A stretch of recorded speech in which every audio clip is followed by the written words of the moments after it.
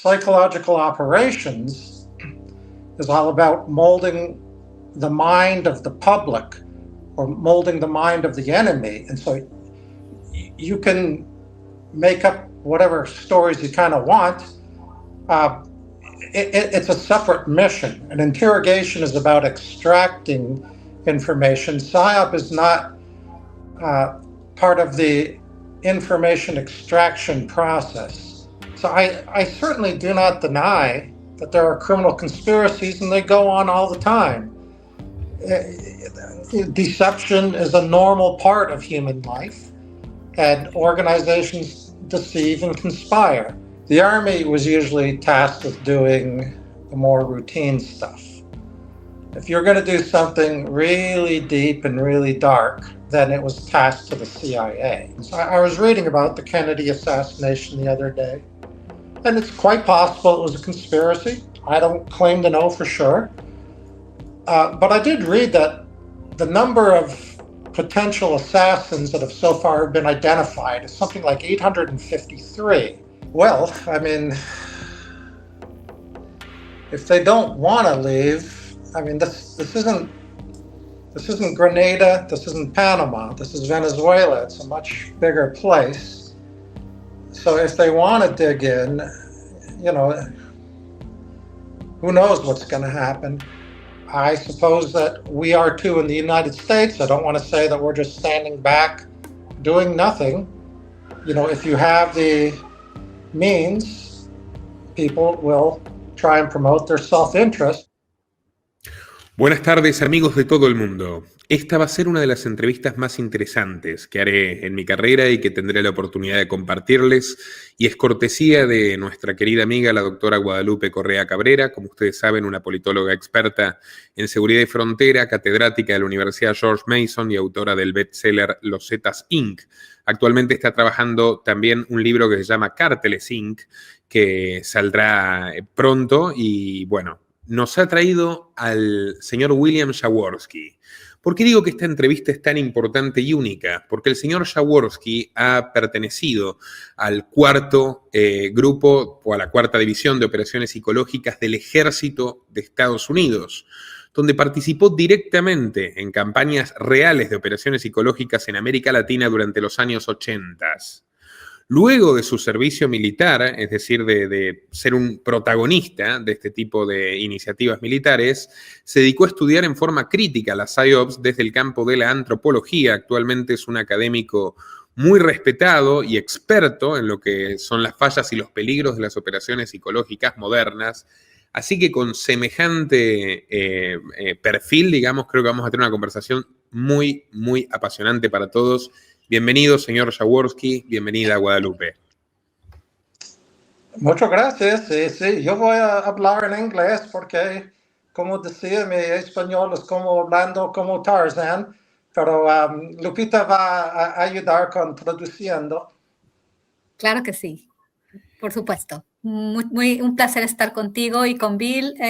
Bueno, yo quiero nada más hablar un poco sobre los trabajos que ha hecho Bill. Él va a hablar obviamente de sus trabajos, pero bueno, además de que nosotros dos trabajamos en la Universidad de Texas en Brownsville, luego fue llamada la Universidad de Texas del Valle del Río Grande porque hubo una fusión con otra universidad del sistema de la Universidad de Texas, de UT System, con la Universidad de Texas Pan American, la Universidad de Texas Panamericana, en la ciudad de Edinburgh, Texas.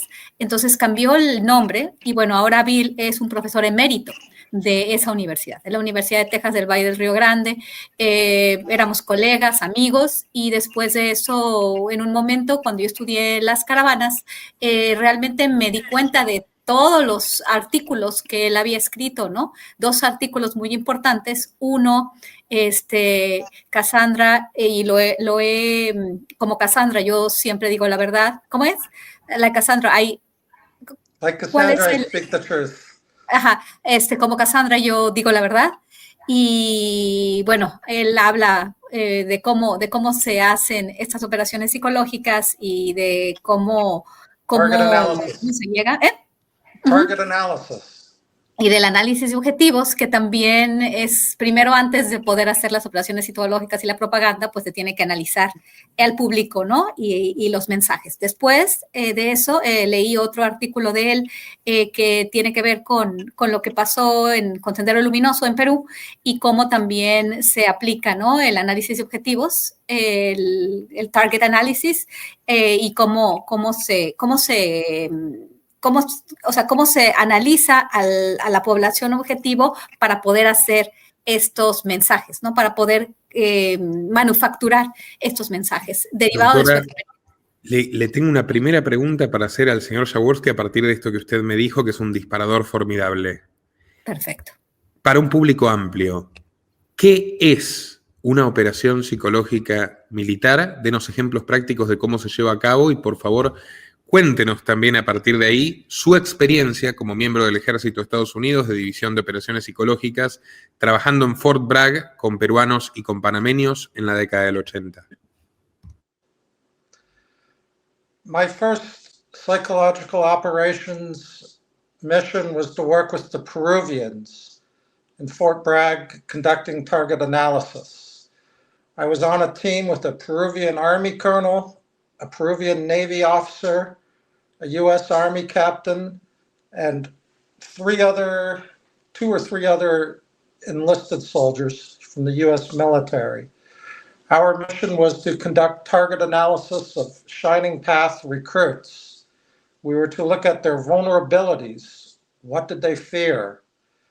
We ascertained that they feared for the safety of their family, the safety of themselves, and dire economic circumstances.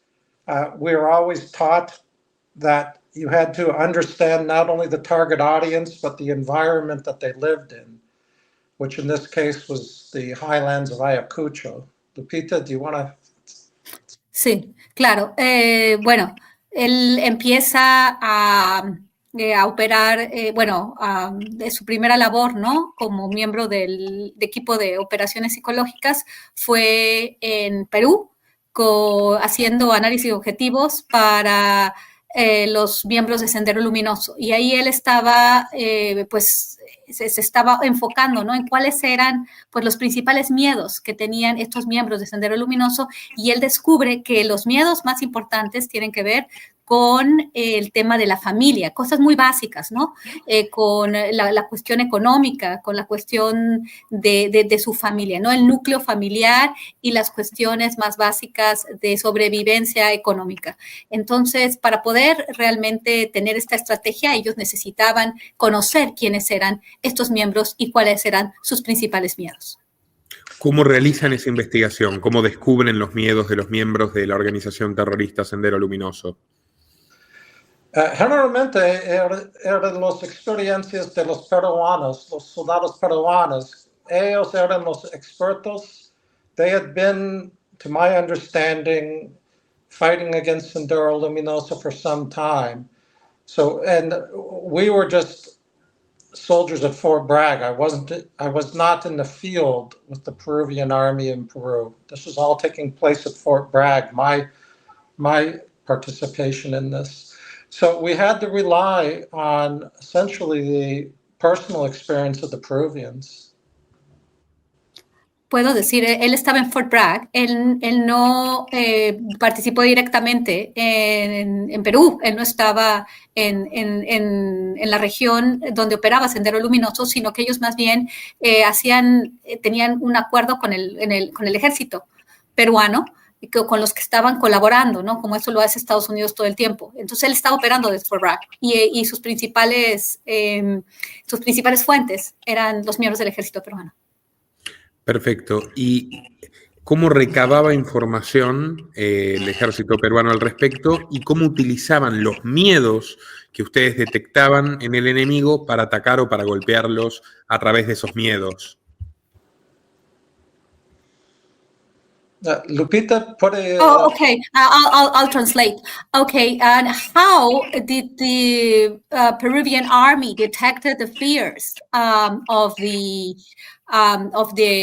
members of Shining Path? I mean, how they collected information, and how they figured out the fears of its members. Well, I can only go by my knowledge of the early years of the campaign against the Shining Path were very brutal, especially the Peruvian Marines could be very violent, not just with Shining Path members, but against civilians. And the Army also committed some human rights abuses too. So I'm sure that these military officers were, of course, aware of this, and they knew that there were definitive fears within new recruits, fears not only for their personal safety, but for their family members. So, this was a violent zone, Ayacucho, in the 1980s. And there were human rights abuses committed by both sides, of course. I would just add, I'll let you say that. Go ahead. Sí, bueno, él estaba hablando de que es bien interesante porque él habla de las violaciones a derechos humanos por parte de los militares peruanos. Obviamente era un tiempo muy complicado, principalmente en la región de la ciudad de Perú, de Ayacucho, donde estaba, células importantes de Sendero Luminoso. Entonces, ellos se daban cuenta, ¿no? O sea, ¿cómo detectaban los militares? Pues porque realmente los enfrentaban, ¿no? Y entonces era muy violento. Había violaciones de derechos humanos por las dos partes, pero los militares hacen eso siempre, ¿no? Se dan cuenta de cuáles son los miedos, cómo reaccionan los seres humanos. Entonces, en el campo de batalla era donde se veía, ¿no? Entonces, yo me imagino que esto es algo como muy orgánico, ¿no?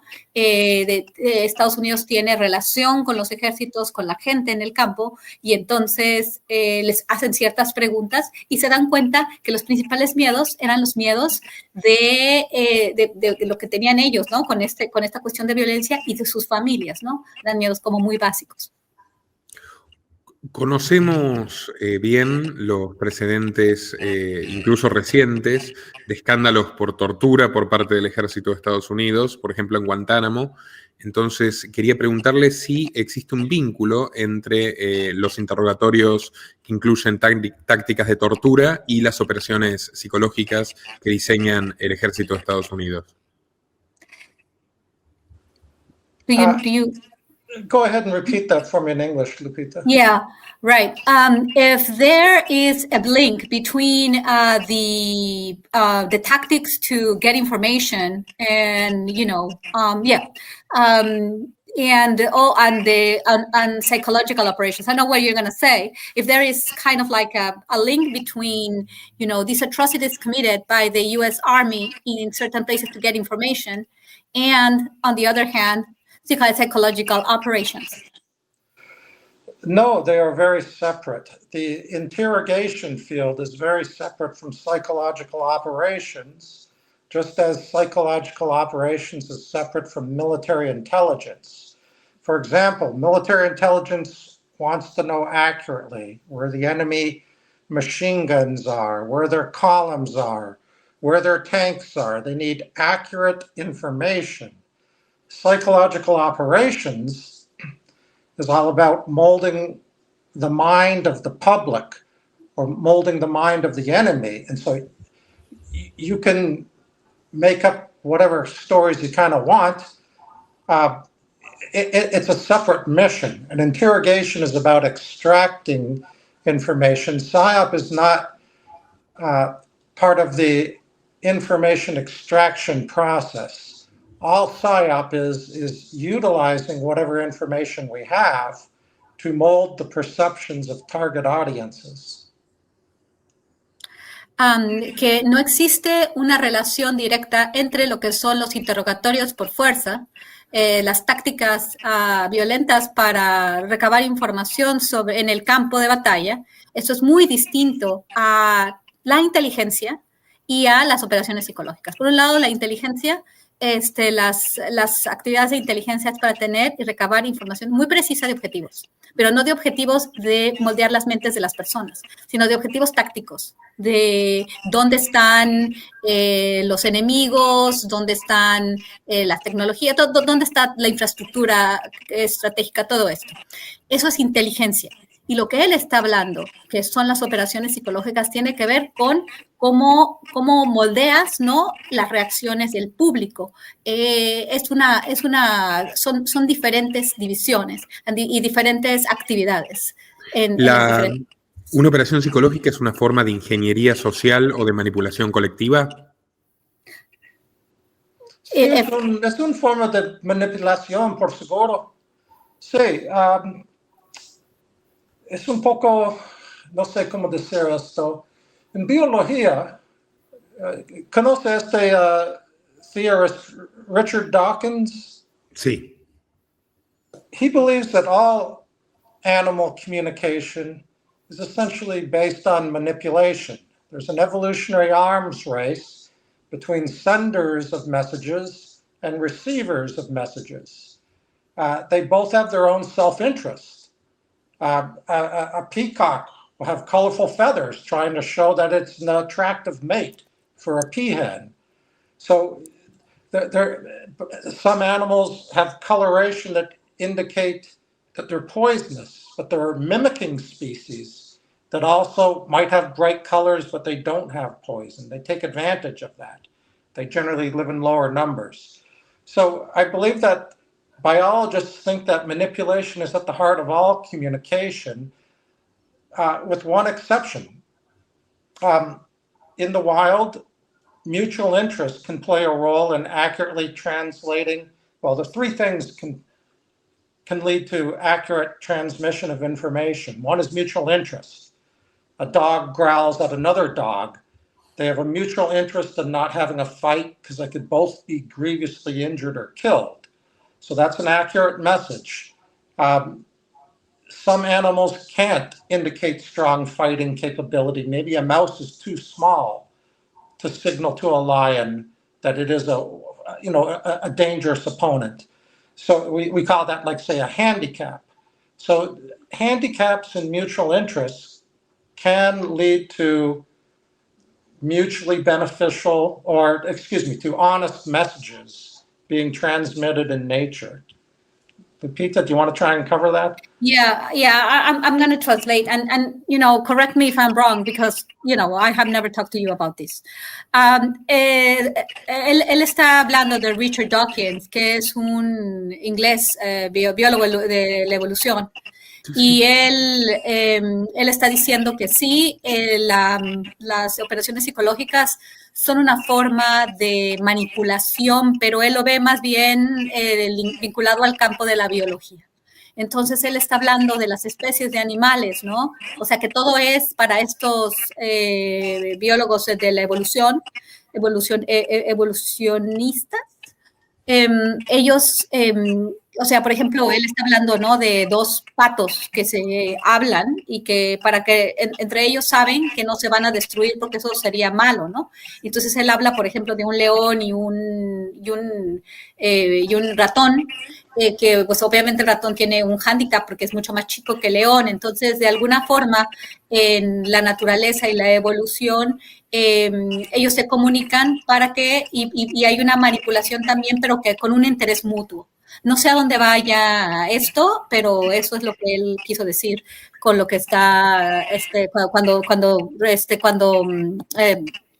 mencionó el trabajo de Richard Dawkins. Sí, Perfecto. Manipulación está en el corazón de toda comunicación, diciendo Richard Dawkins. Pero yo no estoy seguro. Ok, y creo que ya entendí lo que quiere decir Bill, que pues simplemente, como lo dijo él, ¿no? O sea, cuando le haces esa pregunta, que no es simplemente las operaciones psicológicas, ¿no? Ellos son expertos de comunicación. Los miembros de los grupos de operaciones psicológicas son expertos en comunicación. No es que sea algo como especial, ¿no? Ellos entienden cómo funciona las tácticas de manipulación, pero que toda la comunicación incurre en un cierto, tiene particularidades de manipulación para sobrevivencia y para poder sobrevivir, o sea, bien, sobrevivencia y para poder, pues, ser exitoso en esta vida. Comprendo perfectamente, doctora. Muchas gracias. Está haciendo una traducción impecable. Yo los escucho a los dos y está muy, muy interesante todo. Ahora le voy a preguntar en qué contexto realizan desde Fort Bragg operaciones psicológicas, si nos puede contar qué tipo de operaciones psicológicas realizaron en relación a la intervención estadounidense en Panamá contra Manuel Noriega, que era un dictador vinculado al narcotráfico, pero que también había sido un miembro de la CIA. Did you understand? Yeah, now he's taking you back. Well, now he's taking you to Panama and how psychological operations work in the times of Manuel Noriega. General Noriega was at the same time he was related to drug trafficking, a dictator, but at the same time was a CIA member. I would love to ask you about that. What is the CIA? Because several people, like when they hear PSYOPs or when they hear CIA, they become like, oh my God, this is so obscure and, whatever. But could you tell us a little bit about the psychological operations team and how you see the time of General Noriega and his links at the same time with drug trafficking and intelligence apparatus of the United States through the CIA? Sure. And just a note on the CIA psychological operations and Army psychological operations. The Army was usually tasked with doing the more routine stuff.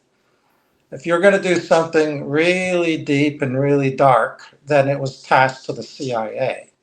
So I was just doing, fairly mundane stuff. When we were sent down to Panama originally, it was really just to help guard fuel supplies, guard ammunition supplies. They were afraid that terrorists were going to come in, like the Beirut Marine massacre, and blow up the fuel supplies and ammunition supplies and cause casualties. So they had Marines and Army soldiers guarding these places, and they just wanted us PSYOP troops down there to go into the jungle and put up posters saying, stay away, U.S. defense site, and have loudspeakers blaring messages telling people to stay away from these sites. So that was pretty routine. Tell them that, and then I'll add on to that, because things got a little bit more complex after that. Bueno, aquí él está hablando de que lo que él hacía, que hay una diferencia entre las operaciones psicológicas que hace el ejército, o por ejemplo, por lo menos las que él hacía, y las operaciones psicológicas, o la forma en la cual, para los objetivos que tiene la CIA, que es una forma mucho más oscura, mucho más profunda, mucho más compleja. Ellos hacían como en Panamá hicieron cosas muy poco sofisticadas, ¿no? Porque lo que ellos hacían era como alejar a los enemigos para que no les explotaran las municiones, cosas así. Entonces ellos estaban con estos altavoces, ¿no? Y generaban este miedo para que no atacaran sus bases, ¿no? Realmente él hacía operaciones muy al ras del suelo, no cuestiones pues ya mucho más complicadas, ¿no? Que la CIA tiene un papel muy diferente al papel que tiene el equipo de operaciones psicológicas del ejército. ¿Es cierto que la CIA ha empleado más de 40.000 psicólogos en Estados Unidos? ¿30.000?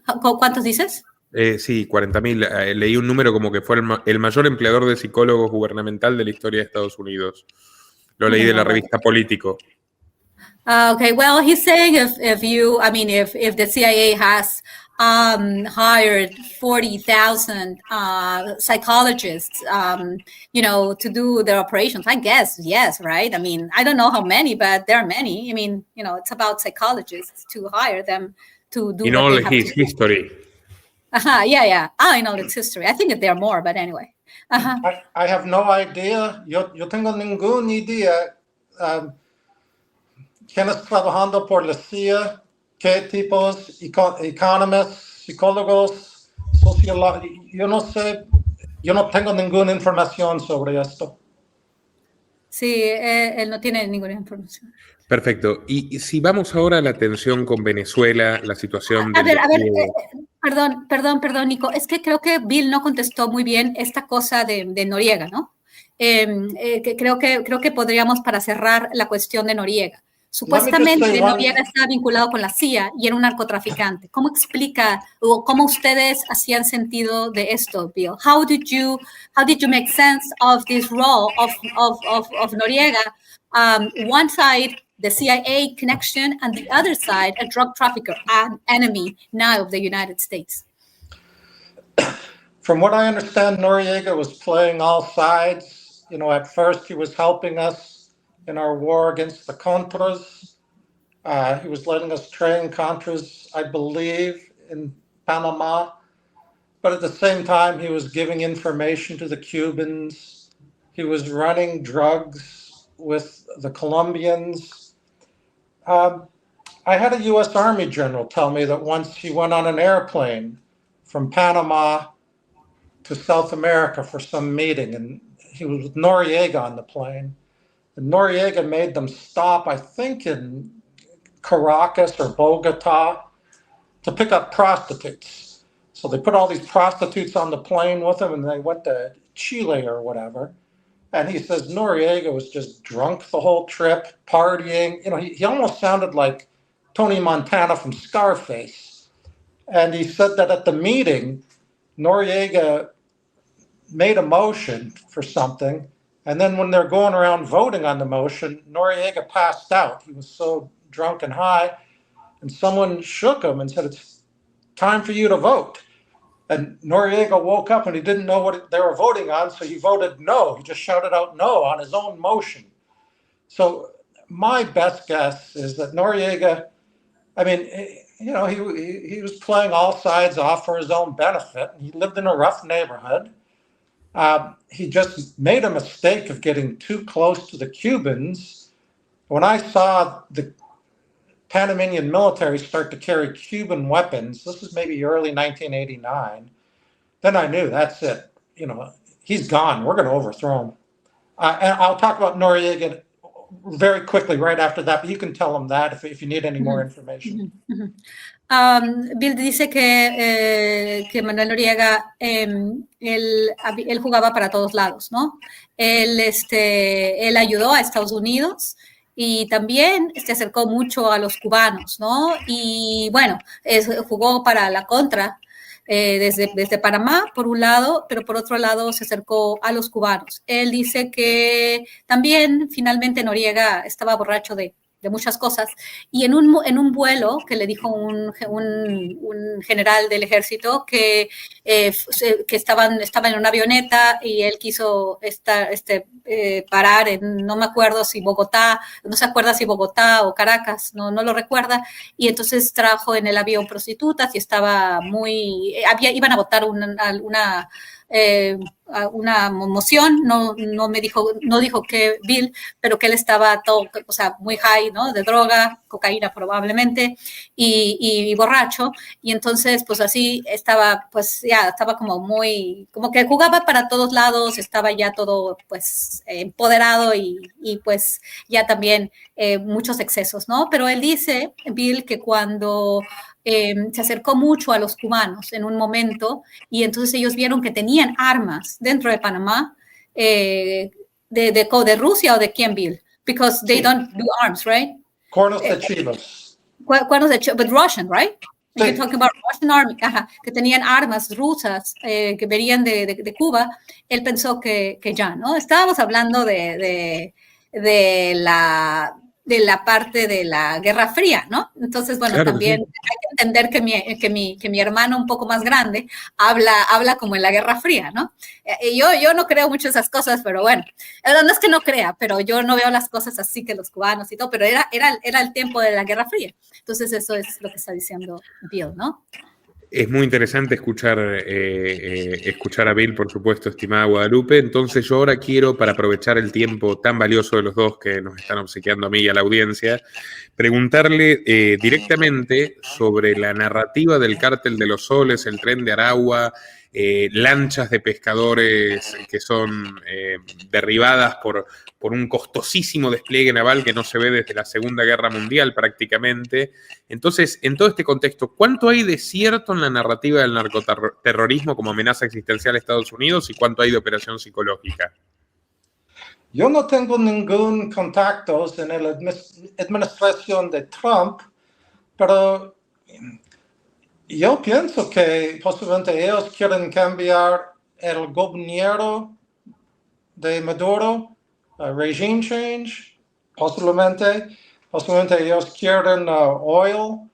No estoy seguro. Ellos están they're playing their cards close to the chest, es un dicho. And these messages are, different audiences. Maybe they're blowing up boats to show the American audience that they're tough. At the same time, it's gotta frighten Maduro and his lieutenants. So, it's the message means different things to different audiences. So we'll see. We'll see what happens. Could you elaborate more on the messages for different audiences? Let me just translate very quickly. Él dice que voy a traducir, él dice que no tiene ninguna relación con el gobierno de Trump de ninguna manera, porque él está retirado de hace muchísimos años, pero bueno, algo que me pareció muy interesante lo que dice es que el discurso de Trump tiene varias audiencias, probablemente, varios objetivos. Could you elaborate more about that, Bill? Por seguro. Hay una audiencia americana y hay una audiencia del gobierno de Venezuela. The American public sees Trump getting tough with drug cartels. The Venezuelan government sees them blowing up Venezuelans. And they might think that this is a pretext or a prelude to invasion. So there's definitely, probably that's in the back of the minds of the Venezuelan government. It would be if I were a Venezuelan politician, whereas I don't know what the American public is expecting. They don't know what Trump's going to do, and I don't know what Trump's going to do. Él dice, pero él piensa que, por ejemplo, por un lado, ¿no? Es como para el pueblo estadounidense, y en el pueblo estadounidense el mensaje es estoy siendo fuerte contra los carteles, pero la gente no sabe realmente qué es lo que va a hacer. Entonces, por un lado, está satisfaciéndolos de algo que está sucediendo en el país, y por el otro lado, también los mantiene como a la expectativa. Eso por un lado. Y en la parte del gobierno de Venezuela, probablemente es cambio de régimen, y probablemente está diciendo los voy a destruir a los venezolanos, ¿no? Entonces él está dando señales encontradas al público. Tengo una pregunta, por ejemplo, hace poco se difunde con anuencia de ex autoridades de las agencias de inteligencia americanas que hubo un plan para que el piloto de Nicolás Maduro entregue al autócrata venezolano al gobierno de Estados Unidos. ¿Por qué se difunde esta información? ¿Es una operación psicológica directamente hacia Maduro y a la audiencia venezolana? ¿O podría serlo? ¿Podría ser una operación psicológica para atemorizar a Maduro? ¿Qué operaciones psicológicas imagina usted que podría implementar el gobierno de Trump para tumbar a Maduro sin un uso desproporcionado de la fuerza? Did you get it? No. Bill? Okay, very recently, because of the kind of like the statements that are made by the different spokespersons of the United States, like, against Maduro, like they can do different actions or whatever. And I mean, how would it be the best way to conduct a psychological operation to achieve regime change without using disproportionately without a disproportionate use of violence? What do you think? How would you think would be the very good psychological operation to achieve that? I mean, Maduro leaving, he's not going to leave this way, but anyway. Well, I mean, if they don't want to leave, I mean, this isn't Grenada, this isn't Panama, this is Venezuela. It's a much bigger place. So if they want to dig in, you know, who knows what's going to happen. My guess is if you're trying to just rely on psychological operations, you know, there are carrots and there are sticks. They would either offer incentives for him to leave power or they would offer threats. Está diciendo Bill que, bueno, que no es lo mismo hablar de un país como Venezuela, ¿no? No es Panamá, no es Granada, estamos hablando de Venezuela. Y para poder hacer que Maduro se vaya, no nada más es una operación psicológica, debe haber zanahorias y debe haber palos, ¿no? Entonces, para pactar, está hablando él probablemente de un pacto, que no nada más es una operación psicológica, ¿no? Debe haber, debe de decirle, si no te vas, te pasa esto, que ya lo están utilizando, pero también debe haber zanahorias, ¿no? Debe haber formas de negociar y pactar una mejor salida. Entonces, él básicamente lo que está tratando de decir es que no solamente es con una operación psicológica, sino también debe haber por el otro lado un acuerdo, ¿no? Algunas zanahorias.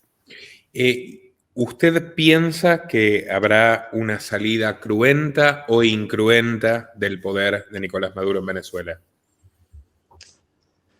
Do you understand? Do I think there's a peaceful or violent way for him to get out? I am not no soy especialista de Maduro y la política de Venezuela. Yo quiero, I want to believe that there is a peaceful endgame to the tensions between the United States and Venezuela. But in this thing, I have no idea what's going to happen. And I can't rule anything out. I can't say peace or war are impossible, but I really don't know what's going to happen. Sí, lo que dice Bill es algo que casi todo el mundo que yo he hablado en Washington, en Estados Unidos en general, habla, ¿no? Él no es un experto en relaciones Estados Unidos-Venezuela, ni en Venezuela en particular, pero a él le gustaría, obviamente como a todos probablemente, una salida más pacífica, ¿no? Pero en realidad hay mucha incertidumbre, ¿no? Yo lo veo no solamente en la respuesta de Bill, no se sabe realmente, él dice, yo no sé qué es lo que va a pasar, me gustaría que no fuera así, pero esa es la misma respuesta de la mayor parte de la gente, ¿no? Porque pues yo creo que el mensaje es que si quieren hacer algo, están haciendo algo, pues me imagino, están utilizando muchos palos, muchos sticks, como dice, pero pues realmente no hay una certeza.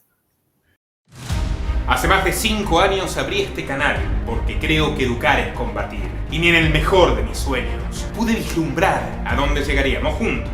Más de 750.000 suscriptores, más de 180 millones de visitas y un batallón de documentales exhaustivos que desenmascaran a los peores villanos y tiranos de nuestra era. Estoy eternamente agradecido a ustedes, mi público, por permitirme hacer lo que más amo, un periodismo veraz, independiente, libre y combativo. Si realmente quieres que sigamos contándote la cruda realidad para que puedas prepararte ante sus desafíos en este mundo turbulento, realmente necesitamos tu ayuda. No solo para continuar con una 7ª temporada de Los Liberales, sino para innovar y dar un salto de calidad. Esto significa financiar un nuevo estudio que elevará la calidad audiovisual y nos permitirá introducir nuevos formatos, como debates o entrevistas en vivo con personajes de lujo. Nuestro objetivo es reunir $50.000 para este proyecto, que incluye tanto mejoras técnicas como construcción y personal. Pero como nada es gratis en la vida, por supuesto que si nos apoyas en esta aventura, recibirás tu recompensa. ¿Cómo? A través de nuestra nueva tienda en patreon.com/Nicolás Moraz. Sí, ahora los liberales tenemos tienda. Ahora puedes hacer una compra única que impulsará la renovación de los liberales y para ello no es necesario que te unas como aportante mensual. Entras a patreon.com/Nicolás Moraz y compras lo que quieras. En nuestra tienda podrás obtener por $25 una carta de agradecimiento personalizada y firmada por mí. Por $50 la misma carta más un clip de agradecimiento a tu persona o a quien desees. Por $100 podrás tener una amplia videollamada conmigo sobre los temas que quieras. A partir de $250 podrás encargarle a este equipo periodístico de lujo un informe sobre el tema que tú quieras. Por supuesto, tratado desde nuestro enfoque. Y con $1000 puedes conseguir un documental de 1 hora y media, de esos que hacen historia. Y cuidado, desde $1500 podrás adquirir opciones para publicitar tu marca en este canal, uno de los principales medios independientes de YouTube en español y de los más seguidos por los hispanos en Estados Unidos, los españoles, los mexicanos, los argentinos y el resto de América Latina. Y atención, cualquier compra que hagas te dará un gran descuento si quieres unirte a nuestra familia de mecenas con los planes mensuales. Ahora, estimado amigo o amiga, depende de ti. ¿Seguiremos creciendo juntos? Ingresa a patreon.com/Nicolás Moraz y hazlo realidad. Nosotros hemos estado leyendo con mi equipo este fin de semana Human Nature, Technology and Changes in Propaganda, Insight from USA Army Psychological Operation Veterans, que es el reciente artículo del profesor Jaworski junto a su compañera Sydney Barbellow, no sé si lo pronuncie bien, donde él entrevista a 32 miembros de la División de Operaciones Psicológicas del Ejército de Estados Unidos, veteranos, retirados, y a partir de ello realiza algunas reflexiones interesantes. A partir de esto, yo quiero preguntarle primero, ¿eventos como la invasión rusa a Ucrania o las campañas chinas de influencia en el Indo-Pacífico inspiraron de alguna forma su análisis de la propaganda como arma en la guerra híbrida moderna? ¿Y qué es una guerra híbrida moderna? Did you get it? Do you want me to? Please translate. Please translate. Okay. Yeah, so they read your article and he's asking if your article was to some extent inspired on, on the tactics, on the war and the operations in Ukraine. I don't know if, with which side, right? Because we have active measures of Russia and we have propaganda and, psychological operations of the United States helping Ukraine. But where was this work, or can this work inspire some of the analysis there and also the Chinese operations in the Indo-Pacific region? And that's on one side. But he's talking about hybrid warfare. What are your thoughts on hybrid warfare today and connected to your work on propaganda and psychological operations? Well, my motivation for writing that article was to try and keep up with the changes in propaganda. My co-author, Sydney, is a cybersecurity specialist. So she's very good with understanding the internet as an arena for propaganda. A shout out to my co-author, Sydney Barbellow. She's a brilliant scholar, wonderful person. I'm really pleased to work with her, as I am pleased to co-author articles with Lupita, Guadalupe Correa Cabrera. It's been fantastic working with her. And I would just mention the Ukraine war. My grandparents are from Ukraine.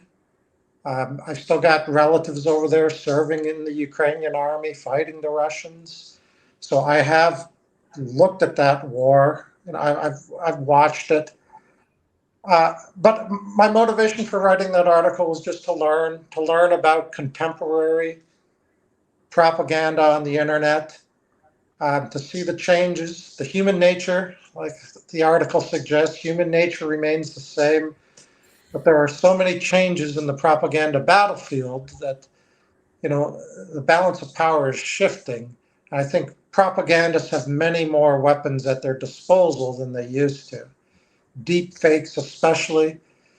We used to say seeing is believing, but it's hard to say that anymore. Ajá, él habla del artículo que él escribió con Sydney Barbellow, que es una persona que él respeta mucho como investigadora, y Sydney se dedica, y es más joven que Bill, bastante más joven que Bill, se dedica al área de ciberseguridad. Entonces, en esa área de ciberseguridad, ella, y obviamente por ser una generación más joven, está mucho más relacionada con la tecnología, lo que los puso a trabajar juntos y lo que le interesó a él es conocer un poco más sobre cómo ahora se utilizan las tecnologías para hacer operaciones psicológicas. Pero él dice algo muy interesante, ¿no? La naturaleza humana no cambia, pero sí cambia la posibilidad del Internet, la audiencia que se magnifica, cómo se hacen todas esas cosas, ¿no? En realidad es una adaptación de las formas, ¿no?, de hacer esto y de lo que dicen estas personas que ya están retiradas del ejército, que hicieron estas operaciones psicológicas. Y bueno, la motivación es esta, ¿no? Do you have any comments about hybrid warfare?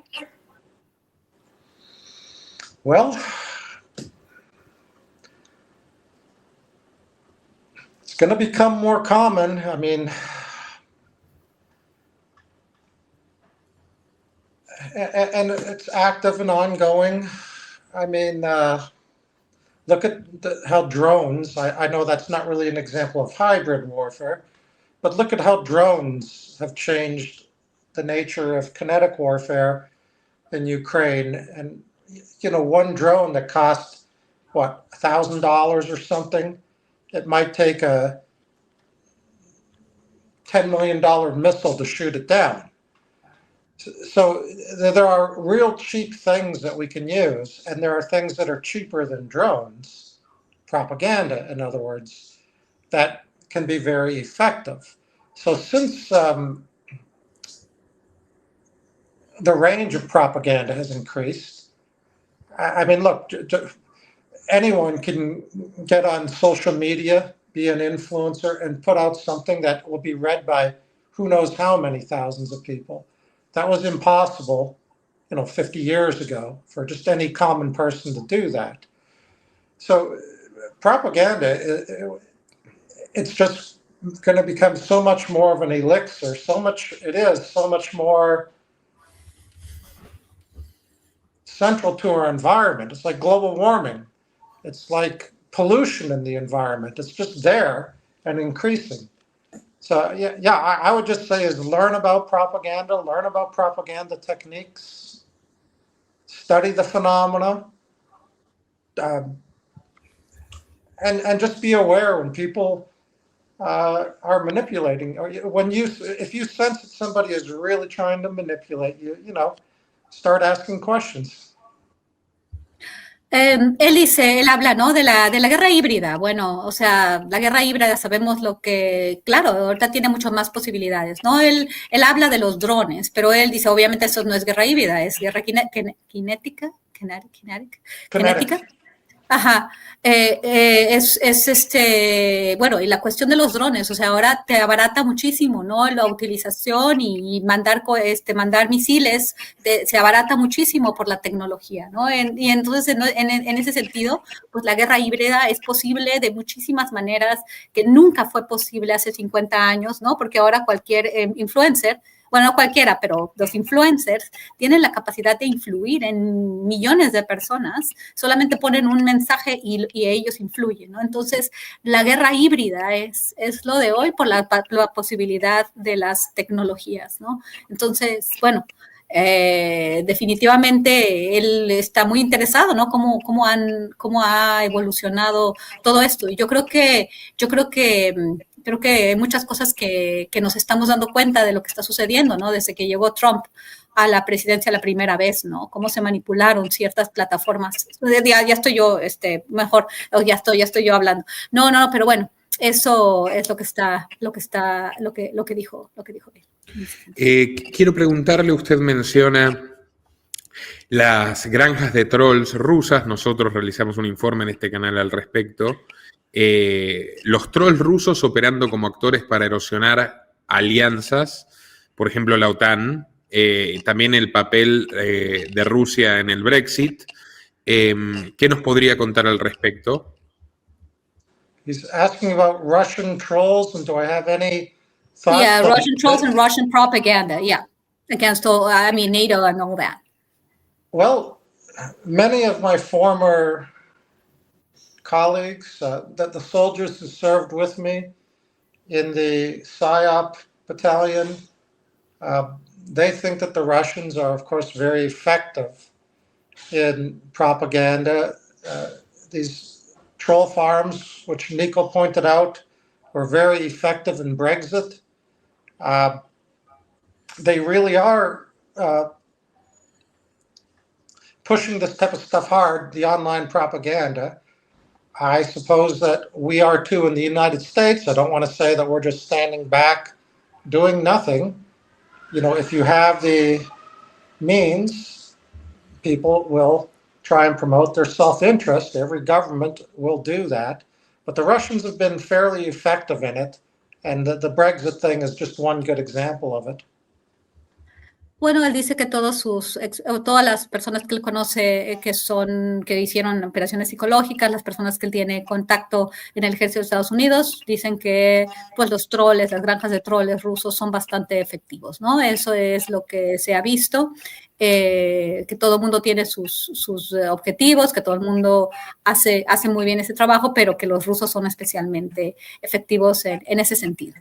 Yo quiero preguntarte, Bill, porque el día de hoy salió un artículo en el New York Times donde se dice que los rusos, ¿no? Es un artículo del New York Times donde obviamente ahorita está supuestamente en México, ¿no? Los trolls rusos están haciendo propaganda, RT y Sputnik en particular, ¿no? Yo diría, no sé, tú dime, yo digo, bueno, no necesitas trolls rusos. Trump es el mejor troll ruso que puede, porque dice, para desarticular las relaciones entre México y Estados Unidos. Yo digo, no necesitan que Sputnik ni que RT haga una operación psicológica. Trump es el mejor operador, en mi opinión, ¿no? ¿Qué opinas de este artículo del New York Times? Do you understand that today in the New York Times there is an article about how Russian trolls supposedly are operating in Mexico to kind of like deteriorate U.S.-Mexico relations? My thought is that, oh my God, like the best Russian troll would be Donald Trump per se, much more effective than the Russian trolls, right? What do you think? Did you read that article today? I did not read the article. Please do so. It's just like bullshit. Yeah, I mean, Trump, the stuff that he says, you know, we've never seen a U.S. president speak like this. And I think he has, you know, especially like with relations with Denmark over Greenland, you know, this type of talk is damaging to U.S. interests. And I don't want to see him damage U.S. interests with Greenland, with NATO, with Mexico. I think in general, U.S. policy towards Mexico is, you know, they don't want to weaken the Mexican government. I don't believe that. I think that it's more like they would rather have relations, kind of look at like the Escobar years in Colombia. I think that Trump is more genuinely wanting to go after certain cartels rather than go after the Mexican government. He may want to go after the Venezuelan government, but I don't think he has a beef with the Mexican government. But he says things that worsens relations with so many countries, with the Canadians, with the you know, many with Denmark and the island of Greenland, with Panama, with Mexico. He says so many things that I think are very unhelpful for U.S. interests. So I'll leave it at that. Bueno, hay que recordar que Bill, como todos los veteranos y todas las personas que estuvieron en el ejército, le tienen un gran respeto a su país, ¿no? Y en ese sentido, pues a Bill dice que él no está a gusto con la forma en la que Donald Trump ha manejado la comunicación y afecta las relaciones con Dinamarca, con la OTAN, que nunca había pasado eso, ¿no? Para los intereses de Estados Unidos, Donald Trump hace daño a los intereses de los Estados Unidos y bueno, es algo sin precedente y pues él no está para nada de acuerdo con esa forma, ¿no? Pero al final, pues también la cuestión con México, él piensa que con México no es que Donald Trump esté en contra del gobierno mexicano, sino más bien está que estaría en contra de los cárteles, ¿no? Él piensa que con Venezuela es un poco distinto que en el caso de México. A ver, aquí voy a hacer una pregunta, ya que Bill ha hablado en su artículo de deepfakes sobre Zelensky por parte de los rusos y de los trolls rusos. Could you tell me about examples of psychological operations carried out by the United States in the Ukraine war? I'm trying to think if I know anything. I mean, I've been out of that business. You know, I left in '89. I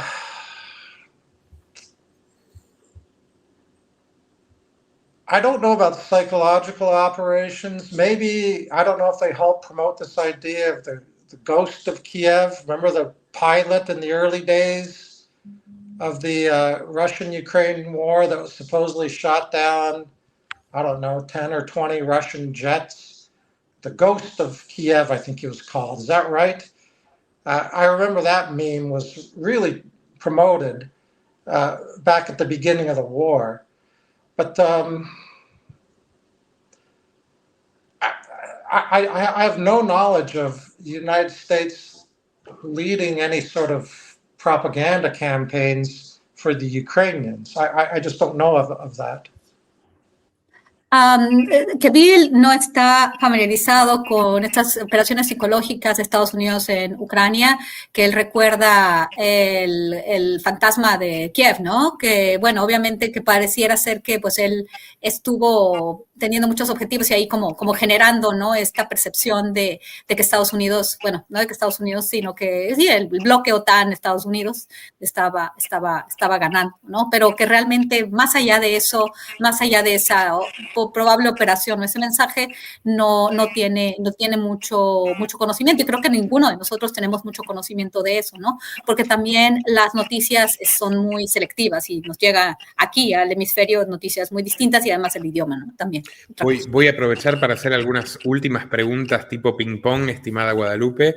La primera sería respecto a esto de Ucrania. Cadenas como CNN y Fox no han sido cómplices de ciertas operaciones psicológicas, por ejemplo, especulaciones sobre un cáncer terminal de Putin que al final nunca se vio ningún hecho o prueba al respecto. Did you think that CNN and Fox and all, like, you know, U.S. media, do you think that they also contribute to psychological operations? For example, when they presented that Putin had a cancer without any grounds, that, you know, if you think that they are also, you know, part of that psychological operation of the United States of America? I don't think that they have any relationship with the United States military psychological operations. Now, do they have contacts with, say, the Trump administration? You know, I'm sure that politicians have contacts with the media and whatnot that they can get out the, you know, the party line, so to speak. But I don't see them as closely aligned with the U.S. military psychological operations. Sí, él está hablando de las operaciones psicológicas militares. Yo pensaría también, como tú, que los medios masivos, ¿no? Son parte de una operación psicológica desde el gobierno de Estados Unidos, pero Bill dice que él piensa que la parte de los militares, de las operaciones psicológicas de los militares, no tienen que ver con estos medios de comunicación. Aunque yo pensaría, como tú, ¿no? Que esta manipulación, que ese análisis de objetivos y que esta forma de enmarcar, ¿no? la opinión pública y de llevarlo hacia un camino, sean las operaciones psicológicas. Pero Bill dice que no tiene que ver con por lo menos lo que él conoce como operaciones psicológicas manufacturadas desde el ejército de los Estados Unidos. Él entrevistó a múltiples veteranos de operaciones psicológicas en la guerra de Irak y de Afganistán. Quería preguntarle qué ejemplos nos puede dar de operaciones psicológicas estadounidenses en dichas guerras y si guarda relación, por ejemplo, con la narrativa que vinculó sin fundamento a Hussein con los atentados del 11 de septiembre o las supuestas armas de destrucción masiva que no existían. Did you understand that? It's about Iraq.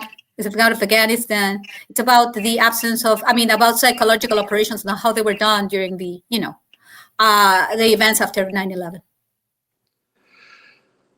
They wouldn't need the Army for their public messaging campaigns. I think that the weapons of mass destruction narrative and everything, that was all, internal to the administration. Do you think it's CIA? When you say like the Trump administration, you mentioned that. I'm sorry, I just want to lead you into this space. So when you say no, it doesn't have to do with military propaganda, military psychological operations. When you talk about it might have to do with the government or it had to do with the Trump administration, are you talking about CIA or are you talking about a different concept that where the information is being manipulated or managed? It might not have anything to do with the CIA. The administration, I'm quite certain, has direct contacts with people in the media. That is not mediated through the CIA. They can go directly to their media allies and put out the messages they want. They don't need the CIA or the military to disseminate that information. They may rely on the CIA to collect information, to do polling, focus groups and whatnot, to inform the development of their propaganda. Yeah. They may draw on them for that, but they don't need them as intermediaries with the media. Okay. Voy a traducir eso que es muy importante. Él dice que ¿quién está haciendo todo esto y estos mensajes, no? Estamos hablando de los mensajes de la existencia de armas de destrucción masiva y todo lo que sucedió a partir del 11 de septiembre.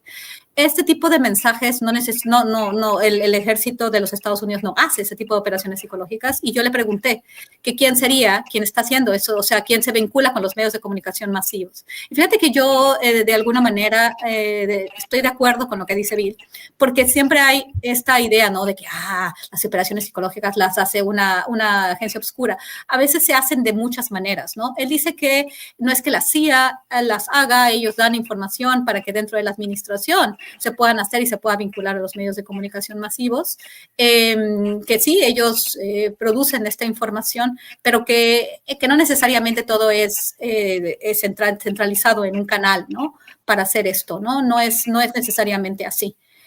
Sino que él dice que son las administraciones con los objetivos propios de política haciendo uso de diferentes mensajeros o formas, ¿no? Y que por ahí va el canal, por los medios de comunicación directo a la administración.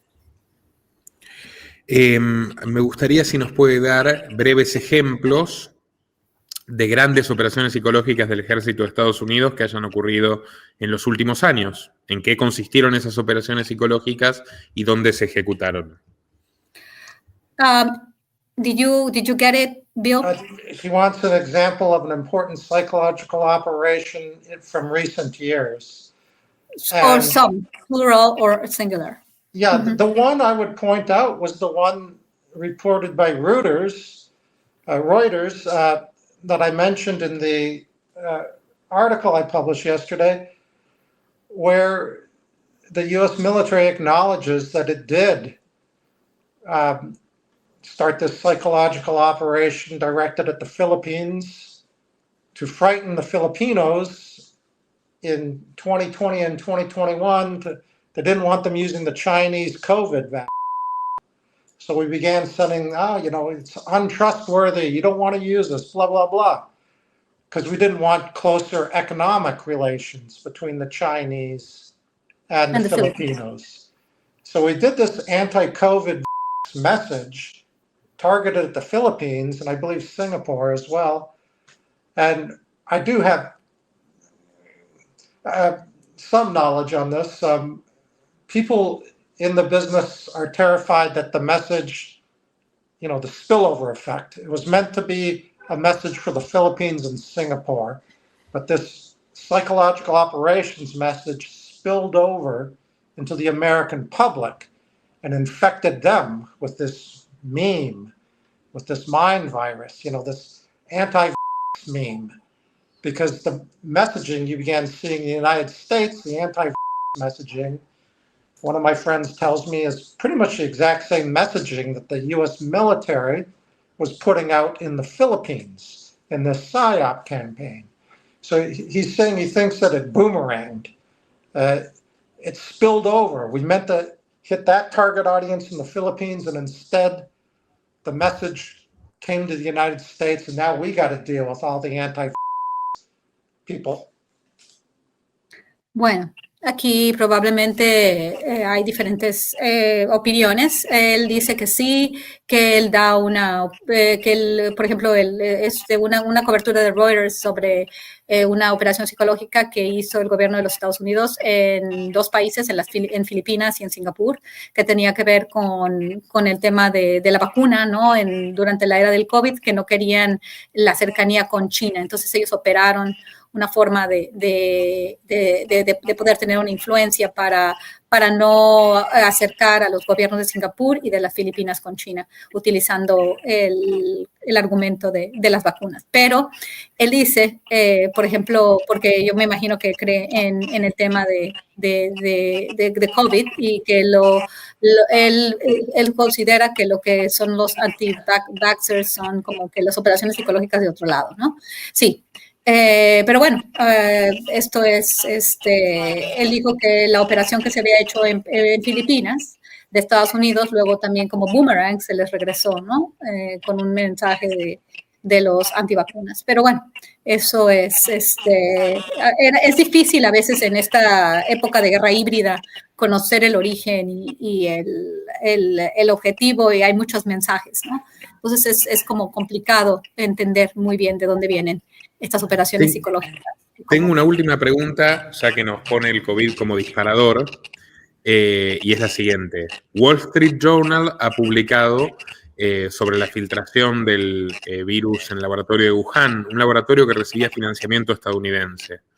Al mismo tiempo, por ejemplo, esta misma compañía, Alphabet, Google, YouTube, ha denunciado que la administración Biden realizó presiones irregulares para censurar discursos críticos sobre el tema del COVID y las vacunas, por ejemplo, en el contexto de 2020 y 2021. Entonces le quería preguntar si no hay, en lo que ha sido la narrativa dominante sobre la pandemia, el confinamiento y demás, también operaciones psicológicas que se utilizaron, ya sea contra China o en favor de intereses estadounidenses o de la administración Biden a nivel mundial. Did you get it, Bill? Well, yeah. I mean, this is kind of like for a day of discussions, right? And I don't think maybe that it can be answered, but it's about like COVID and how messaging about COVID.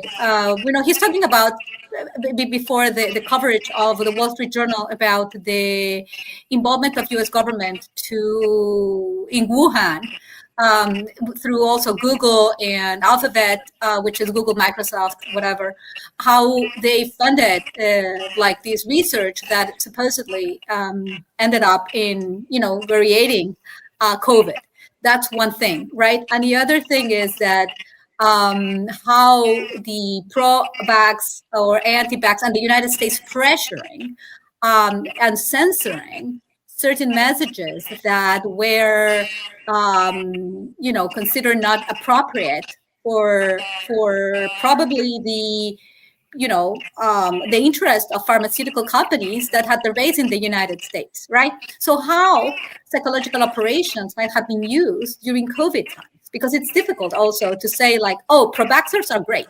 On the other hand, oh, anti-vaxxers are wrong. It seems that, because there are many interests. And, that's why he talked about Alphabet, Google, and Microsoft here, because of the money that is also incorporated into the pharmaceutical and the interest of Big Pharma. The other thing that makes propaganda so effective is the observable, unobservable distinction. Again, I think you can all see I'm wearing glasses. I got a black shirt on.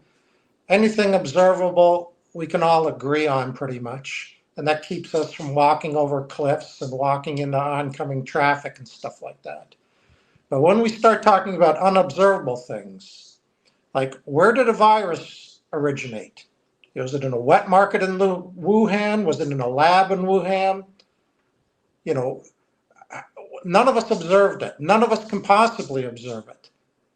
So it just allows for an explosion of conspiracy theories. And obviously one explanation is true and the other 999,000 are false. But all I'm saying is that whenever we're talking about the unobservable realms of reality, all of us have to be extra cautious in our beliefs. I personally take a constructive empiricist view. Bas van Fraassen, the philosopher of science, he's happy to make true-false distinctions about the observable world, but when it comes to postulates about unobservable things to explain what happens in the unobservable world, he's more likely to say, well, this explanation is empirically adequate, rather than saying, it's true. So there's a lot more caution with the unobservable realms of reality. That's all I can say is it's a kind of a constructive empiricist view, but I'm very cautious with unobservables. Bueno, él es un poco más mainstream en sus perspectivas, ¿no? Entonces, él está hablando del constructivismo empiricista y de lo que es un poco popperiano también, ¿no? De alguna forma, porque él habla de lo que se observa y lo que no se observa, y hablando de dónde se generó, por ejemplo, el virus, ¿no? Que pudo haber sido en un mercado y esos animalillos, o se hizo en un laboratorio, pero creo que ya estamos todos de acuerdo que se hizo en un laboratorio. Creo que ya después de que el Wall Street Journal ya no es tan no observable, pero bueno, él habla de lo que se observa y lo que no se observa, y que pues que lo que no se observa puede dar lugar a muchas teorías de conspiración. Pues lo mismo es la crítica, ¿no?, que hace Popper de las teorías conspirativas, ¿no?, de lo que no se puede, ¿cómo se llaman? De lo que no se puede evidenciar, ¿no? ¿Puedo hacer una pregunta más, doctora? Claro. Pero obviamente respetando, por supuesto, el valioso e interesante punto de vista del respetable académico que tenemos aquí. Yo querría preguntarle si justamente no fue la CIA la que popularizó el término teoría conspirativa para desacreditar las investigaciones independientes sobre el asesinato de Kennedy y posteriormente irregularidades, por ejemplo, en torno al atentado del 11 de septiembre. That's a great question. I mean, Bill, that's a great question. Because they say that the CIA, not they say, it's not that Nico is saying that, but there is an alternative hypothesis that the CIA generated and expanded the utilization of conspiracy theory for us to, not question the assassination of JFK and a number of because it started there, right? The popularization of the term conspiracy theory. And he asked if you don't think that the CIA, like many have alleged, that popularized this concept to obscure hypotheses that, explain power at a very, very high levels, at global levels. I mean, geopolitics, even. We have RICO statutes because there are criminal conspiracies. So I certainly do not deny that there are criminal conspiracies, and they go on all the time. Deception is a normal part of human life, and organizations deceive and conspire. So I don't have a problem with saying that conspiracies exist. The question is, though, again, for every one thing that happens, I was reading about the Kennedy assassination the other day, and it's quite possible it was a conspiracy. I don't claim to know for sure. But I did read that the number of potential assassins that have so far been identified is something like 853. And, the number of potential organizations conspiring against them include, the Mafia, the KGB, the CIA, Lyndon B. Johnson, the Cubans, but the point is that, probably only one explanation is true, and the other of the 853 explanations is false. So that's why I'm saying is we do have to be careful. I try not to commit to all-out belief in any one conspiracy theory or anyone, anything that I have reasonable doubt about. I'd rather not commit to all-out belief in it. I tend to have a degree of agnosticism when it comes to looking at things. You know what I mean? When it comes to looking at who killed Kennedy. I mean, I can't tell you for sure who did it. Mm-hmm. But I'm not going to stand out here and say I'm 100% convinced it was Castro. ¿Entiendes? Sí, te entiendo. Bueno, voy a tratar de hacer una traducción lo más fiel posible aquí, porque es muy importante. Bill habló que en Estados Unidos tienen el RICO Act, Racketeering, Influence and Corrupt Organizations, right? Que cuando es una persona que está involucrada en una actividad, ¿no? Como una conspiración, ¿no? A través de una empresa, ¿no? El RICO Act, que habla, pues simplemente ellos creen en conspiraciones. O sea, y el término conspiración está, es parte del Departamento de Justicia de los Estados Unidos. Eso es lo que está diciendo Bill, ¿no? Que él no descarta la existencia de conspiraciones, pero bueno, él es mucho más cuidadoso, digamos, en el lado más conservador de este lugar y mucho más, él es un agnóstico en este sentido de que, por ejemplo, en el asesinato de Kennedy hay varias explicaciones, ¿no? Que fue la CIA, que fue LBJ, como dice ¿cómo se llama? Roger Stone. Roger Stone escribió el libro, él habla de Lyndon B. Johnson, ¿no?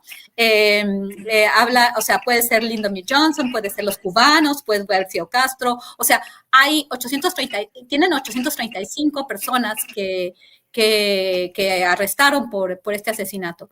Hay una sola explicación, que hubo una conspiración, sí. ¿Cuál fue? Pues eso no está seguro, ¿no? No existen todos los elementos para poder entender quién mató a Kennedy. Me imagino que ese es exactamente el propósito de una buena operación de inteligencia, que no se sepa quién fue.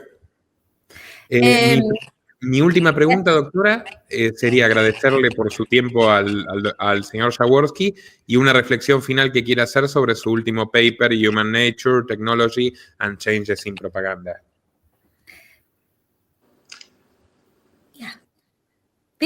Sí, este es mi nuevo papel sobre cambios en propaganda desde los 70 hasta hoy. Es en International Journal of Strategic Communication. Leerlo y si quieres otras, mi novela de los psicólogos. Tus novelas, por favor, dite tus novelas, las dos, por favor, sí, Bill. Sí. Se venden en Amazon, por favor. A ver, por favor, cuéntales. Este es sobre un equipo de guerra psicológica en Panamá durante los 80s, es en Amazon, se llama Panama Nights. Y el otro sobre la guerra en México de las drogas en los 90s. Se llama The Dangerous Countryside. Es en Amazon también. So, si quieres entender un poco más sobre, ambos son ficción, pero Panama Nights y The Dangerous Countryside, ambos son en Amazon. Interesante. Yo quiero hacerle propaganda aquí, quiero hacerle propaganda a Bill y sus novelas. Ahora voy a hacer propaganda. Bueno, yo quisiera que leyeran, porque además de ser un gran académico, Bill es un escritor y un novelista. Entonces tiene estas dos novelas. Voy a decirles algo. Él también hizo su tesis doctoral en Chilapa, Guerrero. Y entonces, de alguna forma, las tierras, el campo peligroso, the Dangerous Countryside, está inspirado en su investigación de tesis doctoral en Chilapa, Guerrero. Chilapa, Guerrero se volvió uno de los lugares más peligrosos en el país, donde hubo dos grupos del crimen organizado que siguen el modelo Z brutales, ¿no? Los rojos y los ardillos, y donde hubo un poco antes y un poco después de que llegara Andrés Manuel López Obrador a la presidencia, era un tema tremendo, ¿no? Antes de que llegara, se expandió la violencia en el estado de Guerrero y este fue una de los lugares más complicados. Bill estuvo ahí analizando, ¿no?, el tema del Programa Nacional de Solidaridad que generó desde Harvard.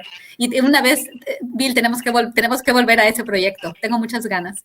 El expresidente mexicano Carlos Salinas de Gortari.